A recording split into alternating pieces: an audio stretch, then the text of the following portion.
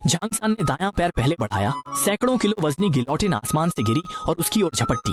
खड़ाक आवाज से dog brother सन्न रह गए। अच्छा हुआ कि उसके जूते की क्वालिटी अच्छी थी। गिलोटिन का धारदार किनारा टूट गया और उसका पैर सही सलामत रहा। उसने हल्के से पैर उठाया और सैकड़ों किलो वजनी गिलोटिन आसमान में उड़ गई। झांग सान और लीसी ने एक दूसरे की ओर देखा। लीसी समझ गए कि अब उनकी बारी है। वह कुछ कदम आगे बढ़े, तभी दूसरी गिलोटिन नीचे आ गिरी। डॉग ब्रदर आंखें ढक ली और जब दोबारा आंखें खोली तो लीसी बिना किसी भाव के खड़ा रहा। उसके सिर पर सैकड़ों किलो गिलोटिन थी, पर उसकी मुद्रा में बदलाव नहीं आया। उसने आंतरिक शक्ति जगाई, मांसपेशियों और हड्डियों के सहारे बाहर निकली और गिलोटिन को झटका देकर उड़ा दिया। अच्छे भाई वही हैं जो सुख दुख में साथ निभाएं। दोनों ने एक साथ अपने तीसरे भाई डॉग ब्रदर की ओर देखा। डॉग ब्रदर ने घबराकर थूक निकला। उसके पास ऐसी कोई ताकत नहीं थी। दोनों की घूरती निगाहों के आगे डॉग ब्रदर को आगे बढ़ना पड़ा। वह दौड़ता हुआ आगे बढ़ा। गिलोटिन गिर पड़ी। झांग सान और लीसी ने एक साथ दखल दिया, अपनी आंतरिक शक्ति से गिलोटिन को थाम लिया।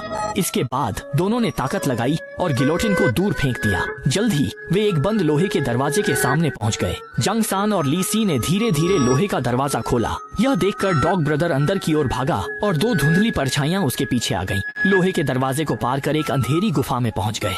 क्या आयरन फोर्क गैंग के प्रमुख यू यहाँ हैं? जवाब न मिलने पर झांग सान ने उंगलियों से झटका दिया। उसकी आंतरिक शक्ति चिंगारी सी थी, जिससे अग्निकुंड जल उठे। आयरन फोर्क गैंग के लोग समझ गए कि बचना मुश्किल है। बोले, मैं नहीं जाऊंगा, तुम ही बढ़ो।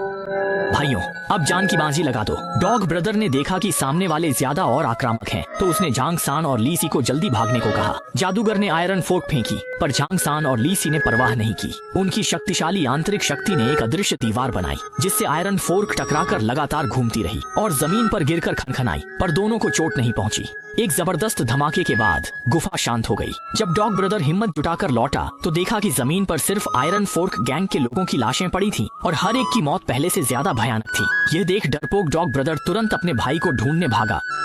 दूसरे भाई, आप जहाँ भी जा रहे हैं मुझे साथ ले चलिए। सुना है कि मध्य समर वुलिन हुआंगनी गांग पर मारने की योजना बना रहे हैं। डॉग ब्रदर को खतरे में डालने के लिए झांग सान ने दिखाया उसके पीछे कोई है। कौन?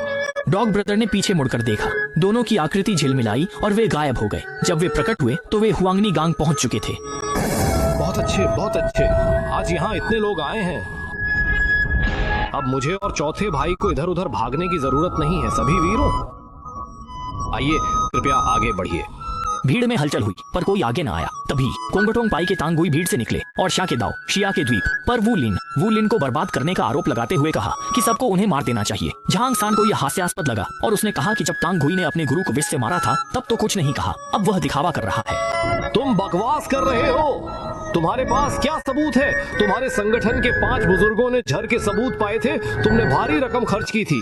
तुमने चांगले बांग के बेई हैशी को बुलाया और उन सबको बंधक बनवा लिया था। सबूत सबके सामने है, लेकिन तांगुई जिद पर अड़ा है।